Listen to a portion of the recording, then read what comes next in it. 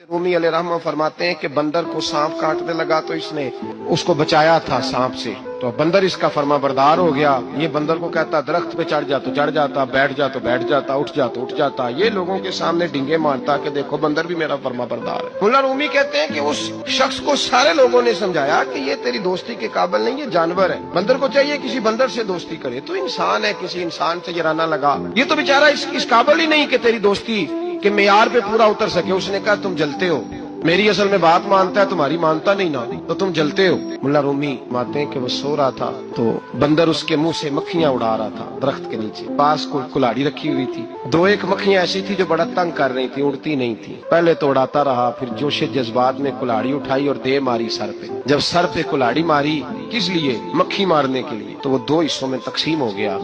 कत्ल हुआ, शोर हुआ कि बंदर ने मार दिया। तो एक दरवेश गुजर रहे थे, वो कहने लगे इसे बंदर ने नहीं मारा, इसे इसकी सोच ने मार डाला है। चीज ने मार डाला है कि ये समझा ही नहीं कि ये मेरे काबिल नहीं। लोग बंदरों से दोस्ती कर लेते हैं, लेकिन ये नहीं समझते कि ये ले डूबेंगे, ये तबाह कर देंगे, ये वहां तक ले जाएंगे जहां से वापसी का रास्ता ही नहीं। इसलिए कि बेवकूफ दोस्त प्यार भी करे ना, उसे प्यार करने का तरीका भी, प्यार भी अच्छे तरीके से, मोहब्बत भी अच्छे उसलूब में करेगा तो कर सके। बसरे का गवर्नर हज्जाज बिन यूसुफ बड़ा जालिम आदमी था। तो हजरत सईद बिन जुबैर रदी अल्लाह तआला अन्हु एक ताबी बुजुर्ग थे, तो आप ना उसके गलत कामों पे उसे टोका करते थे। तो जब रोक टोक होने लगी तो ये जो बादशाह किस्म के लोग होते हैं, इनकी ख्वाहिश होती है कि हमें पूछने वाला कोई ना हो। रोक टोक बड़ी तो उसने बुला लिया हजरत सईद बिन जुबैर रदी अल्लाह तआला अन्हु को, बुला के कहने लगा मैं आपको कत्ल करूंगा। तो आप फरमाने लगे जिस तरह तू मुझे कत्ल करेगा ना, मेरा रब भी तुझे उसी तरह ही कत्ल करेगा। अल्लाह वाले थोड़ा किसी से डरते हैं। कहने लगा हजरत सईद बिन जुबैर रदी अल्लाह तआला अन्हु से कि अगर आप मुझसे माफी मांग लेंगे तो मैं आपको छोड़ दूंगा। आप फरमाने लगे माफी तो मैं रोज मांगता हूँ, पर सिर्फ अपने रब से, तुझसे काहे की माफी मांगू। कहने लगा फिर आप बाज जल्लाद से कहने लगा इसे कत्ल करो। आपने हंसना शुरू कर दिया। तो कहने लगा हंसते क्यों हो? फरमाने लगे तेरी जुर्रत पे हंस रहा हूँ कि खुदा का कमजोर बंदा हो के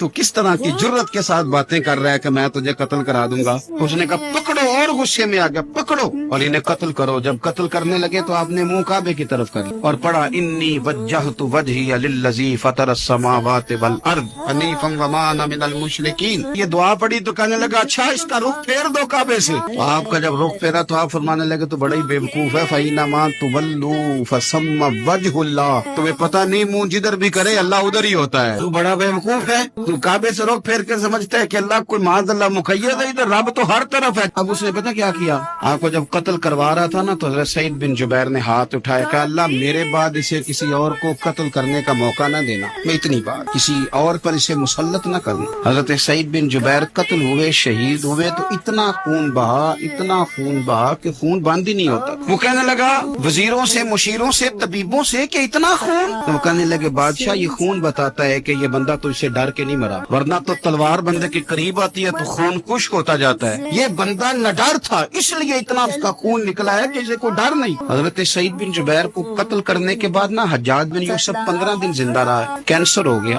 पेट में, इतनी तकलीफ हुई कि जिस बीमारी को आज आप कैंसर कहते हैं कि किसी की समझ में नहीं आता था। तबीब गोश्त की बोटी डालता था धागे के साथ पेट में, तो बाहर आती थी तो वो उसके अपने भी उसके कमरे में नहीं जाते थे। रात को चीख मार के उठता, वो कहता था जब भी मैं सोता हूँ तो सईद बिन जुबैर मेरी ख्वाब में आते और मेरी टांग पकड़ के घसीटते हैं तो मेरी आंखें खुल जाती हैं